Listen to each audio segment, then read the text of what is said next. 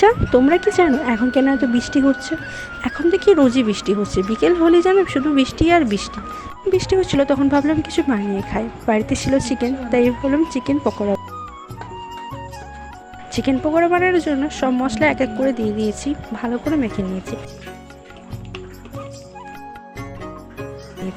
তারপর এক ঢাকনা সয়া সস দিয়ে সেটাকেও মেখে নিয়েছি। তারপর আধা ঘন্টার মতো চাপা দিয়ে ঢাকা দিয়ে দিয়েছি।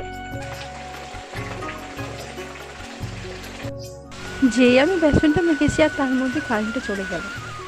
কারেন্ট যাওয়ার সঙ্গে সঙ্গে বাড়িতে যেমন সবারই খাওয়ার চাহিদা আরোই বেড়েছে। তারপর আমি সবাইকে অন্ধকারেই পকোড়া ভেজে দিচ্ছিলাম, কিন্তু কারেন্ট না থাকায় আমার ভিডিও শ্যুট করতে প্রচণ্ড অসুবিধা হচ্ছিল।